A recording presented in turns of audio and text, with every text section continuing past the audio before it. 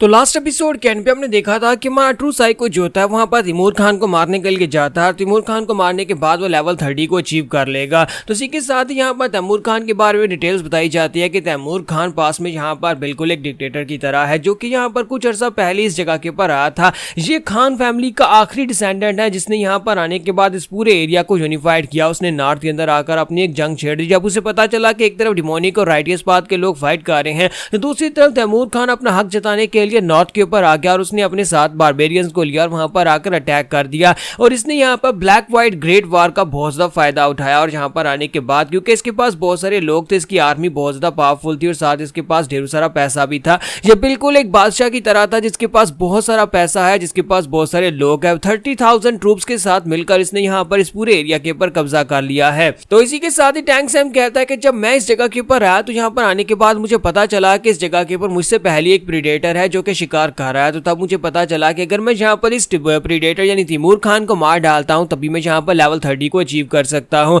मेरे लिए लेवल 30 को अचीव करना बहुत ज्यादा जरूरी था, तभी मैं वापस सेंट्रल प्लेन्स के ऊपर जाकर उन लोगों का शिकार कर सकता हूँ जो लोग इससे बहुत ज्यादा खतरनाक है। क्योंकि तैमूर खान एक वॉरियर है, एक मार्शल आर्टिस्ट नहीं है। इसी वजह से इसको मारने से पॉइंट्स तो मिलेंगे लेकिन एक्सपीरियंस इतना ज्यादा नहीं मिलने वाला। तो टैंक सैम कहता है कि मैंने इस बंदे को देखने के साथ ही कह दिया था कि यही बंदा मेरा फाइनल टारगेट होने वाला है। लेकिन ये एक ओवरलॉर्ड की तरह है जिसके पास बहुत सारा पैसा, बहुत सारी पावर और बहुत सारी आर्मी है, जिसकी वजह से मुझे यहाँ पर इसकी आर्मी को हराने के लिए अपनी एक आर्मी चाहिए थी। मैं यहाँ पर इसकी आर्मी को हराने के लिए एक काम किया, मैंने यहाँ पर इसके सोल्जर्स को मारना शुरू कर दिया। दूसरी तरफ से रिवोल्यूशनरी आर्मी जो थी, उस आर्मी के सामने मैंने जब इनके लोगों को मारा, उनके कान काटने शुरू कर दिए, तो आहिस्ता आहिस्ता यहाँ पर उस आर्मी के लोगों ने मुझे लॉर्ड ऑफ द ईयर कहना शुरू कर दिया, यानी कि कान काटने वाले या गोस्ट ईयर मुझे कहना शुरू कर दिया, जिसकी वजह से मैं काफी ज्यादा फेमस होना शुरू हो गया। और मैं यहाँ पर आहिस्ता आहिस्ता उनकी आर्मी का हिस्सा बनता गया, यहाँ तक कि उन लोगों ने मुझे यहाँ पर अपना लॉर्ड मान लिया था और अपनी आर्मी का एक हिस्सा मान लिया था कि मैं उनकी साइड के ऊपर से फाइट कर रहा हूं। फिर यहाँ पर मैंने उन सभी लोगों के साथ मिलकर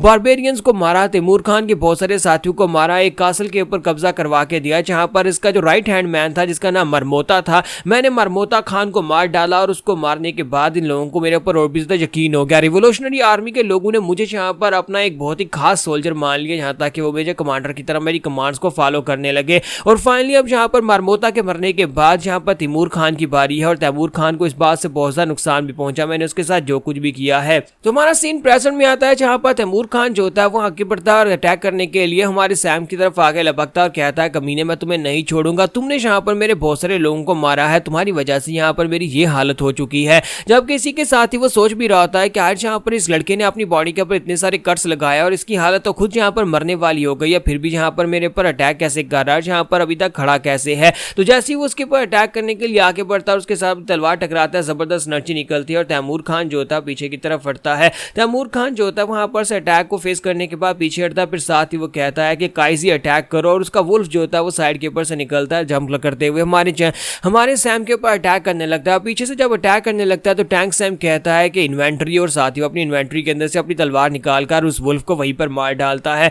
तो जब ये देखता है तैमूर खान तो वो कहता है कि ये क्या, मुझे लगता है कि मैंने तुम्हारे स्किल्स के बारे में बहुत कुछ सुना है कि अचानक से हवा में से कहीं पर तलवार निकल आती है, क्या तुमने इसी स्किल के साथ मरमोता को भी मारा था? कैसी तलवार जिसके बारे में किसी को कुछ भी नहीं पता कहां से निकलती है और कहां से अटैक करती है, एक साइलेंट ट्रेसलेस वर्ड। तुम जहां पर इसी टेक्निक के साथ तुमने उस कैटापुल्ट को भी निकाला था और उस कैटापुल्ट को मेरे ऊपर फेंका था, लेकिन अब बस यहाँ पर बहुत हो गया, तुम्हारी ये ट्रिक्स मेरे पर काम नहीं करेंगे। और इसी के साथ ही वहां पर तैमूर खान जो था अपना भाला उठाता है और उसे कहता है कि तुम इन ट्रिक्स के साथ मुझे कभी नहीं मार पाओगे कमीने कहीं के। और साथ ही वो हंस रहा होता है और इसी के साथ ही वो दूसरी तरफ से टैंक सैम भी हंस रहा होता है, अपनी तलवार उठाता है, उसे कहता है कि देखते हैं कि यहाँ पर कौन किसको मारता है, वैसे भी तुम्हारी आधी टांगे तो यहाँ पर कब्र में है। और इसी के साथ ही वो उसके ऊपर अटैक करने के लिए आगे बढ़ता है। दोनों यहाँ पर फिर से एक दूसरे के ऊपर स्ट्राइक्स लगाते हैं, बहुत सारी स्ट्राइक्स लगाते हैं, लेकिन इसके बावजूद यहाँ पर दोनों में से कोई भी यहाँ पर क्रिटिकल हिट नहीं लगा पा रहा होता। तो इसी के साथ ही हमारा जो तैमूर खान होता है वो कहता है कि इस लड़के की स्पीड पहले से ज्यादा बढ़ती जा रही है, जितना ज्यादा ये जख्मी होता जा रहा है उतनी ही ज्यादा इसकी स्पीड भी बढ़ती जा रही है, यहाँ पर कैसे इस तरह से सब कुछ कर रहा है। तो इसी के साथ तैमूर खान अपने बालों को सामने की तरफ थ्रो करता है अपनी स्पेशल वॉइड शैटरिंग है हेलिक्स ह्यूमन पियर्सर टेक्निक के साथ, और जो वाला जो होता है बड़ी तेजी के साथ उड़ता हुआ जाता है। हमारा सैम होता है वो अपनी तलवार को सामने करते हुए अटैक को ब्लॉक कर लेता है। तैमूर खान कहता है इस कमीने ने यहाँ पर इस अटैक को भी ब्लॉक कर लिया है, लेकिन अब इस अटैक को ब्लॉक नहीं कर पाएगा। और इसी के साथ तैमूर खान खुद वहां पर पहुंचकर आकर उसे पंच मारता है, जिसकी वजह से हमारा सैम जो होता है उड़ता पीछे जाकर बिल्डिंग के साथ टकराता है। तैमूर खान पूरी तरह से थक चुका होता है और कहता है कि मैं यहाँ पर पूरी तरह से थक चुका और अगर यहाँ पर ये बैटल और लंबी चली तो ये लड़का मुझे वाकई में मार डालेगा। तो वहीं पर से एक और फ्लाइंग स्वॉर्ड उड़ती हुई निकल कर आती है और आकर सीधी तैमूर खान के चेहरे के ऊपर कट लगाती है और साथ ही आसमान के ऊपर से बहुत सारी इन्वेंट्री ओपन होती हैं जिसके अंदर से बहुत सारी तलवारें निकलना शुरू हो जाती है। तो तैमूर खान कहता है मैंने तुम्हें कहा ना कि ये ट्रिक्स मेरे पर काम नहीं करेंगी, और वहीं पर से वो फिर से अपना भाला उठाता है और आसपास अपने भाले को घुमाना शुरू कर देता है और उन तलवारों को डिफ्लेक्ट कर रहा होता है। तैमूर खान को लगता है कि वो सभी अटैक्स को डिफ्लेक्ट कर लेगा, लेकिन वहीं पर एक इन्वेंट्री के अंदर से मरमोता की डेड बॉडी निकलती है और उसके सामने आ जाती है। तो तैमूर खान कहता है ये तो मरमोता है। तो थोड़ी देर के लिए वहां पर रुकता है, लेकिन इसी के साथ ही वहां पर उसकी बॉडी के अंदर से एक तलवार निकलती है जो कि हमारा टैंक सैम होता है। टैंक सैम अपनी तलवार उसकी बॉडी के आर पार करके उसके पीछे से अटैक करने की कोशिश करता है। वो एक स्नीक अटैक था,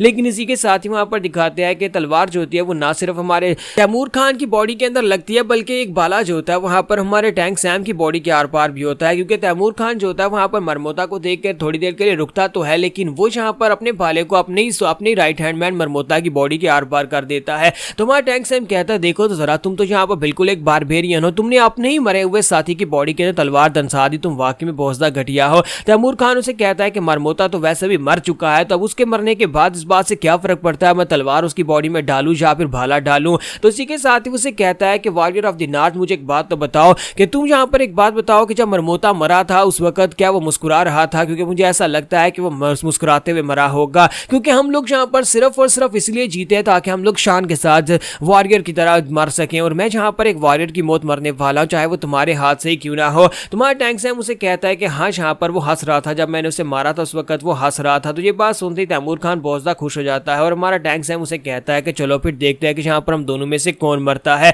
अगर यहाँ पर मैं मरूंगा तो मैं हंसते हुए मरूंगा। टैंक सैम कहता है हाँ मैं भी अगर मरूंगा तो हंसते हुए मरूंगा। और दोनों वहां पर एक दूसरे के ऊपर एक फाइनल अटैक करने लगे हैं। जैसे वो दोनों एक दूसरे के ऊपर फाइनल अटैक करते हैं वहां पर एक जबरदस्त धमाका आता है, बहुत सारी एनर्जीज निकलती हैं और उसके बाद एंड के ऊपर दिखाते हैं तैमूर खान की डेड बॉडी ग्राउंड के ऊपर पड़ी होती है। हमारा टैंक सैम उसका एक बाजू कट चुका होता है, लेकिन बुरी हालत में वो जिंदा खड़ा होता है। तो तैमूर खान जो होता है उसे कहता है कि ये फाइनल मूव कौन सा था, तुमने यहाँ पर किस टेक्निक के साथ मुझे मारा है। तो हमारा टैंक सैम उसे कहता है कि ये एक मार्शल आर्ट्स है, मैंने तुम्हें मार्शल आर्ट्स के साथ मारा है, जो मार्शल आर्ट्स मैंने खुद बनाई है। तो यहाँ पर हमारी एपिसोड 42 का एंड हो जाता है और एपिसोड की एक्सप्लेनेशन अच्छी लगी हो तो कमेंट करके जरूर बताइएगा और वीडियो को लाइक करना मत भूलिएगा। Thank you.